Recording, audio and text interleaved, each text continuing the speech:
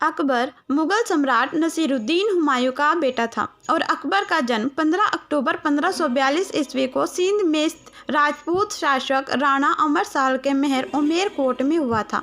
अकबर ने अपनी बहादुरी के दम पर पूरे भारतवर्ष पर राज किया और अकबर के इसी बहादुरी को देखते हुए लोगों ने अकबर को जहांपनाह की उपाधि दे दी थी। अकबर बहुत ही बहादुर होने के साथ साथ एक अच्छा राजा भी था। अकबर सदैव अपने प्रजा के हित के लिए कार्य किया करता था और प्रजा की हर एक समस्या पर ध्यान देता था। अकबर के इसी काम को देखते हुए सभी लोगों ने अकबर को अकबर महान की उपाधि से सम्मानित किया था। अकबर के जन्म के बाद इनके पिता हुमायूं को देश से बाहर निकाल दिया गया था और इसलिए अकबर अपने पिता से दूर होकर अपने चाचा के यहाँ अफगानिस्तान चला गया। अफगानिस्तान में अकबर का उनके चाचा चाची ने पालन पोषण किया और अच्छे संस्कार भी दिए। अकबर जब अपनी युवावस्था में था तो उसे युद्ध करना बेहद पसंद था, इसलिए उसने युद्ध कला सीखी। अकबर को पढ़ाई लिखाई में थोड़ी सी भी रुचि नहीं थी। अकबर हर एक क्षेत्र में बहुत ही ज़्यादा माहिर था और इसके साथ साथ अकबर बहुत ही प्रसिद्ध राजा भी बन गया। जब अकबर सिर्फ 13 साल का था तभी इनके पिता हुमायूं की मृत्यु हो गई और इसके बाद अकबर ने 14 फरवरी 1556 ईस्वी में राज सिंहासन को संभाला। ऐसी स्थिति में अकबर अपने पिता के मंत्री बैरम खां के समक्ष मार्गदर्शन के अधीन हो गया और शासन कला सीखने लगा। जब अकबर अपने पिता के सिंहासन को संभालने लगा तो अकबर ने पंजाब जाकर वहां के राजा शेर शाह सूरी के बेटे सिकंदर शाह सूरी से युद्ध किया और सब कुछ नष्ट कर दिया। अकबर की इसी बहादुरी को देखकर सिकंदर शाह सूरी ने अपना शासन छोड़ दिया और इस युद्ध के बाद अकबर और भी ज़्यादा चर्चा में आने लगा। जब अकबर पंजाब में युद्ध के लिए आया था उसी समय मौके का फ़ायदा उठाते हुए एक हिंदू शासक हेमू ने दिल्ली पर हमला कर दिया और दिल्ली के राज्य पर अपना कब्जा कर लिया। इसके बाद अकबर ने अपनी सेना के साथ हेमू की सेना पर चढ़ाई बोल दी और पानीपत के दूसरे युद्ध में अकबर ने हेमू को पराजित कर दिया। ऐसा कहा जाता है कि अकबर का जन्म पूर्णिमा के दिन में हुआ था, जिस वजह से उनके पिता ने उनका नाम बदरुद्दीन मोहम्मद अकबर रख दिया था। अकबर का जन्म तैमूर राजवंश के तीसरे शासक के रूप में हुआ था।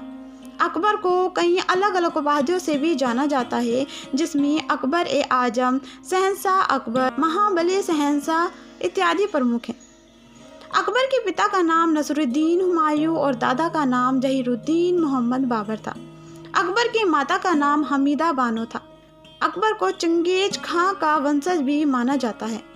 अकबर एक ऐसा राजा था जिसे हिंदू और मुस्लिम दोनों वर्गों से काफ़ी प्यार मिला। अकबर ने हिंदू और मुस्लिम वर्ग के बीच की दूरियों को कम करने के लिए दीन ए इलाही नामक एक ग्रंथ की रचना भी की थी। अकबर का दरबार राज्य की जनता के लिए हमेशा खुला रहता था। अकबर जब शासक बना तो उस समय अकबर की आयु सिर्फ 13 साल थी। एक सम्राट के रूप में अकबर ने राजपुतानी के राजाओं से राजनीतिक और वैवाहिक संबंध स्थापित किए थे। अकबर के बचपन की बात करें तो उनका बचपन उनके चाचा के यहाँ बीता था। अकबर के चाचा का नाम मिर्जा अस्करी था। अकबर की बचपन में उनकी दोस्ती राम सिंह नामक एक व्यक्ति से हो गई थी, जिसके बाद उनकी यह दोस्ती पूरे जीवन भर रही। अकबर अपने बचपन में कुछ समय अपने चाचा के पास रहने के बाद वे काबुल में रहने लग गए।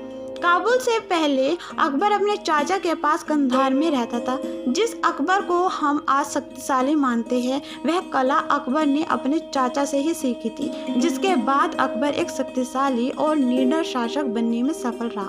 अकबर उन शासकों में से भी है जिसने एक से अधिक शादियाँ की है। अकबर ने पहली शादी 1551 में अपने ही चाचा की बेटी रुकैया बेगम से की थी। रुकैया बेगम उनकी पहली और मुख्य बीवी थी। इसके बाद अकबर ने इस एक शादी के अलावा भी कई राजकुमारियों से शादी की, जिसमें सुल्तान बेगम साहिबा, मरियम उज जमानी बेगम साहिबा और उसके बाद राजपूत राजकुमारी जोधाबाई से भी शादी की थी। अकबर के दरबार में नवरत्न शामिल थे। 9 ऐसे व्यक्ति जो अकबर को हर एक कार्य के लिए सलाह देते थे। आप सभी ने इन 9 रत्नों को लेकर बहुत सी कहानियाँ सुनी होगी और यह भी सुना होगा कि अकबर का दरबार उनके सलाहकारों के बिना एकदम अधूरा था। अकबर के दरबार में ऐसे 9 व्यक्ति थे जो उनके दरबारी थे और वे अकबर के नवरत्न कहलाते हैं। बीरबल अकबर के नवरत्नों में से सबसे ऊपर था। यह अकबर के दरबार का सबसे ज़्यादा बुद्धिमान और अकबर का सबसे करीबी सलाहकार माना जाता था। मान सिंह, जो कि जयपुर के कछवाहा वंश के राजकुमार थे, अकबर के सेनापति माने जाते थे। अबुल फजल एक लेखक थे जिन्होंने आईना ए अकबरी और अकबरनामा की रचना की थी। फकीर अजियो खान यह अकबर के सलाहकार थे। अब्दुल रहीम खान एक कवि थे और अकबर के सुरक्षा सिपाही बैरम खान के बेटे थे।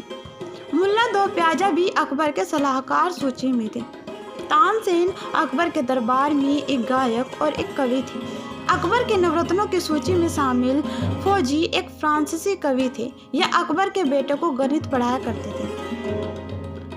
टोडरमल, जो स्वयं जयपुर के दरबार से ताल्लुक रखते थे और अकबर के वित्त मंत्री थे। बात करें अकबर के साम्राज्य विस्तार की, तो अकबर एक विस्तारवादी नीति वाला राजा था। अकबर अपने राज्य का विस्तार पूरे हिंदुस्तान में करना चाहता था। 1556 ईस्वी में अकबर के पिता हुमायूं की मृत्यु के बाद तक अकबर के पास पंजाब का एक छोटा सा क्षेत्र था। अकबर ने अपने राज्य विस्तार को लेकर यह पहला युद्ध किया था और इस युद्ध को पानीपत का युद्ध कहा जाता है। इस युद्ध में अकबर और हेमू के मध्य युद्ध हुआ था, जिसमें अकबर जीतकर दिल्ली आगरा पर अधिकार कर पाया था। अकबर की दिल्ली व आगरा विजय के बाद उसने 1556 और 1560 के बीच ग्वालियर, अजमेर और जौनपुर पर भी विजय प्राप्त कर ली थी और उन राज्यों को मुगल साम्राज्य में मिला दिया। अकबर के समकालीन अफगान सरदार बहादुर शाह मालवा का शासक था। अकबर ने मालवा को अधीन करने के लिए आदम खां और मीर मोहम्मद के नेतृत्व में एक सेना मालवा की चढ़ाई के लिए भेजी।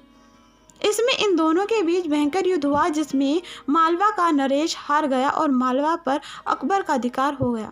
यह घटना 1560 से 1562 के बीच मानी जाती है। अकबर ने अपने राज्य का और विस्तार करने के लिए गोंडवाना के शासक वीर नारायण के साथ भी दो हाथ किए थे। इस युद्ध को भी अकबर जीत गया था। वीर नारायण अल्पसंख्यक था, जिसके कारण उसकी माँ उसकी देखभाल करती थी। वीर नारायण की माँ एक कुशल प्रशासक होने के साथ साथ वह एक श्रेष्ठ सेनापति भी थी। 1567 ईस्वी में अकबर ने अपने राज्य विस्तार में राजपुताने के क्षेत्र को भी अपनी ओर मिलाने को सोचा। सबसे एक बात तो पक्की साबित होती है कि अकबर एक विस्तारवादी राजा था। अकबर के उत्तर भारत में विजय अभियानों के बाद अकबर को अब मध्य भारत और दक्षिण भारत में भी अपना राज्य विस्तार करना था। 1574 में अकबर गुजरात की ओर बढ़ा। अकबर और गुजरात शासक के बीच युद्ध बिल्कुल भी नहीं हुआ, बल्कि गुजरात शासक ने अकबर की अधीनता यूं ही स्वीकार कर ली थी। अकबर एक राजा के साथ एक कुशल प्रशासक भी। उसके राज्य में वह सबसे एक ही समान देखता था, चाहे वो किसी भी धर्म, वर्ग या किसी भी श्रेणी का हो। अकबर के शासनकाल में सांप्रदायिक सद्भावना देखने को मिलती थी। अकबर के राज्य में हिंदू, मुस्लिम और सभी धर्मों को एक समान माना जाता था। अकबर के शासनकाल में सभी धर्मों को स्वतंत्रता थी, वे अपने धर्म के संबंधित परंपरा मना सकते थे। अकबर के राज्य के प्रशासनिक व्यवस्था में कई अधिकारी नियुक्त थे जो राज्य के शासन में अपना योगदान देते थे। अकबर के राज्य में वकील, प्रधानमंत्री, दीवान, मीर बख्शी, मुख्य, सदर इत्यादि अधिकारी कार्य करते थे। दोस्तों, तो ये थी अकबर की पूरी ज़िंदगी की कहानी। अगर आपको वीडियो अच्छी लगे तो चैनल को लाइक, शेयर, सब्सक्राइब जरूर करना। तब तक देखते रहिए real history story of Akbar.